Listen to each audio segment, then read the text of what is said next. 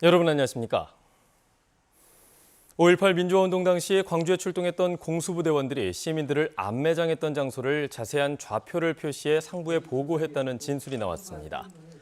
5.18 진상규명조사위원회는 당시 옛 광주교도소에 주둔했던 제3공수여단 출신의 부대원 200여 명을 조사한 결과 안매장이 있었고 상부의 지시를 받아 안매장 위치를 가로 세로 10m로 나눈 이른바 8계단 좌표로 보고했다는 진술을 확보했습니다.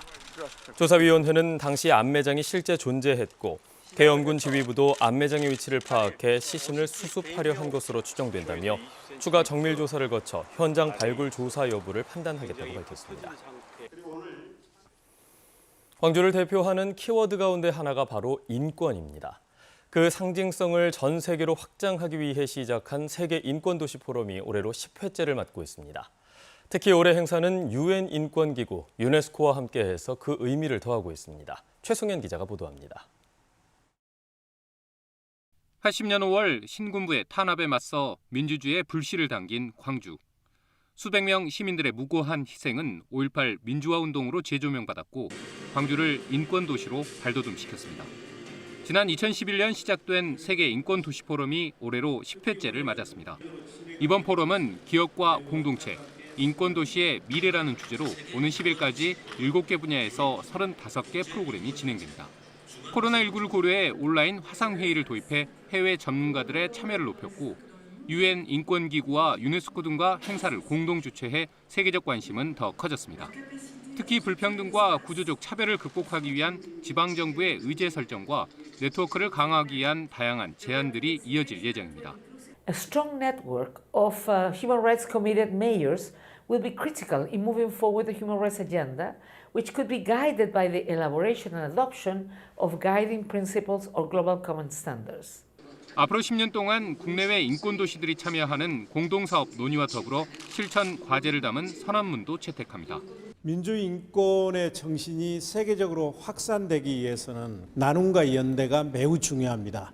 그래서 이번에 채택되는 민주인권 보고서에도 인권의 나눔과 연대의 정신이 강조될 것입니다.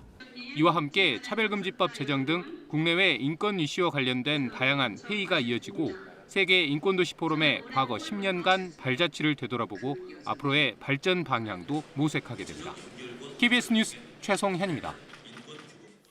국회 국토교통위원회 소속 조호섭 의원이 국토교통부에서부터 제출받은 부서별 이전 공공기관 미승인 수도권 잔류 현황 자료를 분석한 결과 한국전력 150명을 비롯해 한국콘텐츠진흥원 15명 등 광주 전남 공동혁신도시 7개 기관의 333명이 정부 승인 없이 수도권에 남아있는 것으로 나타났습니다. 특히 한전 KD에는 승인 인원은 1명도 없었지만 60명이 수도권에 잔류 중이며 한국문화예술위원회도 승인이 20명에 불과하지만 119명이 수도권에 머무는 것으로 집계됐습니다. 전남 22개 시군 가운데 18개 시군이 인구 소멸 위험에 처한 것으로 나타났습니다. 국회 행정안전위원회 양기대 의원이 한국고용정보원의 올해 5월 기준 인구 소멸 위험 지수를 분석한 결과 전남은 올해 나주시와 무안군이 새로 인구 소멸 위험 지역에 진입하는 등 22개 시군 가운데 18개 시군이 인구 소멸 위험 지역으로 분류됐습니다. 이 가운데 고흥군과 신안군 등 5개 지역은 고위험 지역으로 나타났습니다. 사업계획 변경으로 추진이 늦어지고 있는 광주중앙공원 1지구 안에 국방부 소유의 부동산이 있다는 사실은 아마 대부분 모르셨을 겁니다. 당초 매각 의사가 없다던 국방부가 입장을 바꾸면서 광주시가 해당 부동산의 매입을 추진하고 있습니다. 백미선 기자입니다. 광주중앙공원 1지구의 전체 면적은 240만 제곱미터가 조금 넘습니다. 이 가운데 국방부 소유 부동산은 3만 7천 제곱미터, 전체의 약 1.5%입니다. 녹지와 임야 18필지에 군사작전용 건물 등 군시설이 다수 포함돼 있습니다. 민간공원 특례사업 공모 당시 이 땅을 팔지 않겠다던 국방부가 지난 4월 매각 가능 의사를 밝혔고 논의가 진행 중입니다. 일단은 매각 가능하다는 의사만 타진했고요. 근데 이제 사업자한테는 이제 매입할 경우 이제 얼마 들어 이제 감정을 해봐야죠. 감정 평가를 해봐야 되기 때문에 하게 되면은 이것을 매각하는 것을 검토를 해라라고만 일단 이야기를 해놓은 상태입니다. 공시지가가 약 25억 원, 감정평가를 거치면 대략 100억 원 안팎이 될 것으로 보입니다. 아파트 건설 사업자가 국방부로부터 땅을 사들여 공원으로 꾸민 뒤 광주시에 기부 체납하는 방식입니다. 광주시가 직접 땅을 사들이는 재정공원과 달리 민간공원의 경우 실시계획 인가고 시 5년 안에 땅을 매입해야 합니다. 아파트 면적과 용적률 등 사업계획 변경 시점에 국방부 소유 부동산 추가 매입 논의가 이루어지면서 광주시와 중앙일지구 사업자 간 협상에도 영향을 미칠 것으로 보입니다. KBS 뉴스 백미선입니다. 광주 지역 유치원과 초, 중, 고등학교가 다음 주부터 등교 수업을 확대합니다. 광주교육청은 사회적 거리두기가 1단계로 내려갈 경우 오는 12일부터 초등학교와 고등학교는 학생 900명, 중학교는 학생 800명 이하일 경우 전체 등교하고 나머지 학교도 3분의 2가 등교 수업을 한다고 밝혔습니다. 한편 지금처럼 거리두기 2단계가 유지되더라도 다음 주부터 학생 300명 이하의 학교는 전체 등교가 가능합니다. 감염병 확산 방지를 위한 마스크 착용 의무화를 앞두고 계도 기간이 한 달 연장됐습니다. 광주시는 감염병 예방법에 따라 마스크 착용이 의무화됨에 따라 오는 12일부터 이를 어기면 10만 원의 과태료를 부과할 예정이었지만 계도 기간을 다음 달 12일까지 연장한다고 밝혔습니다. 과태료 부과 대상은 집합 제한 조치가 이루어진 다중이용시설을 비롯해 대중교통과 집회 시위장은 물론 의료기관과 요양시설 등이며 규정 마스크를 착용하지 않거나 입과 코를 완전히 가리지 않은 경우입니다. 벼 수확을 앞둔 가을이지만 농민들의 한숨이 깊습니다. 여름철에 이어진 집중호우와 태풍으로 벼 작황이 부진하기 때문입니다. 올해 가을 예상 수확량도 평년에 비해 큰 폭으로 줄어들 것으로 보입니다. 김혜린 기자가 보도합니다.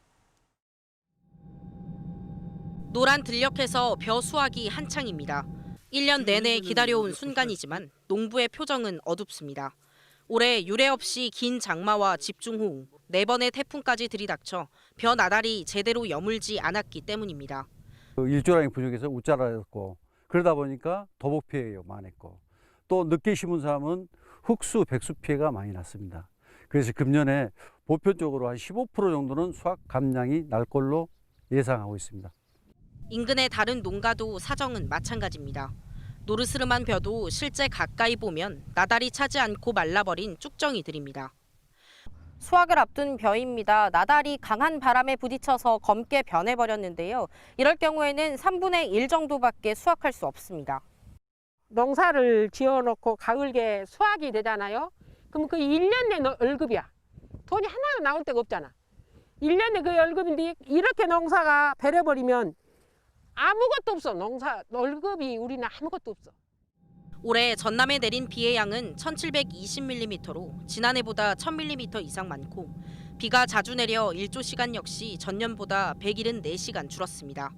상황이 이렇다 보니 올 가을 예상 수확량은 1제곱미터당 벼알 수가 2만 4천여 개로 평년 3만 4천여 개에 비해 30% 가까이 줄었습니다. 그나마 다행인 것은 태풍 피해 벼와 농가가 희망하는 벼 전략을 정부와 농협에서 특별 매입하기로 해주기로 해서 그나마 다행으로 생각합니다. 정부가 피해 벼를 사들인다지만 소득 감소는 불가피한 상황. 농촌엔 올해도 황금 들녘이 찾아왔지만 이상기후로 수확의 결실은 농민들의 기대에 못 미치고 있습니다. KBS 뉴스 김혜린입니다.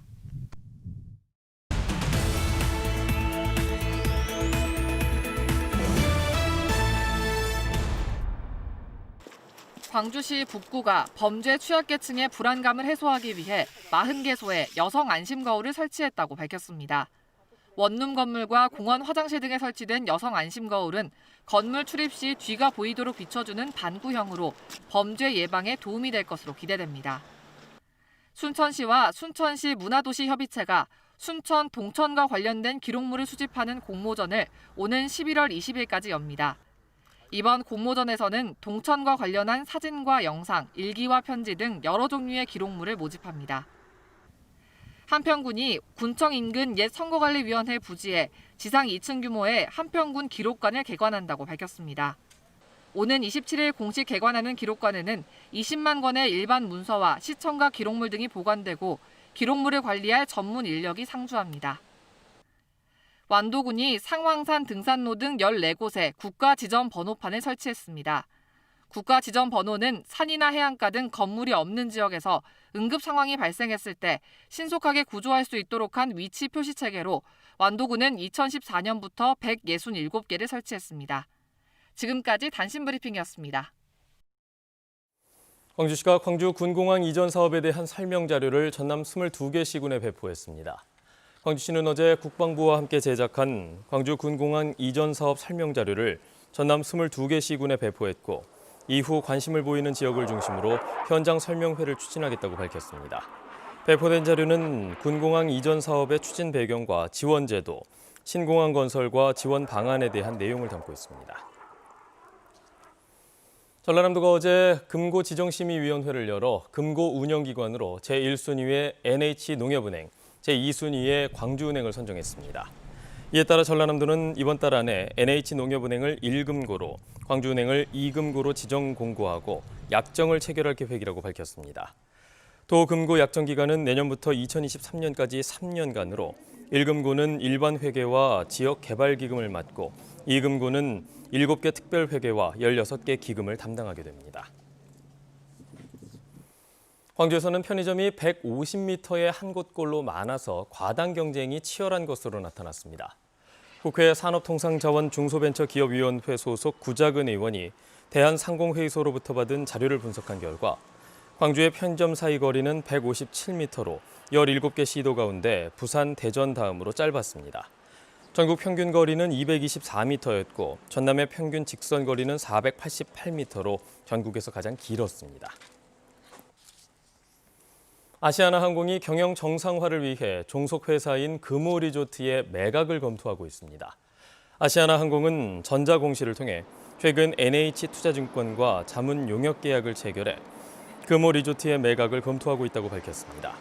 아시아나항공은 향후 매각이 확정되는 시점을 앞으로 한 달 안에 재공시하겠다고 덧붙였습니다. 광주시가 황룡강 장록습지의 국내 첫 도심 국가습지보호지역 지정을 추진하고 있는 가운데 환경단체가 습지 경계의 재검토를 요구하고 나섰습니다. 장록습지 국가습지 지정을 위한 시민네트워크는 어제 성명을 내고 장록습지 핵심 구간인 0.09제곱킬로미터가 KTX 투자 선도지구와 가깝다는 이유로 보호지역 지정 대상 범위에서 빠졌다며 이 구간은 멸종위기종인 수달 등 다양한 생물의 서식지라고 주장했습니다.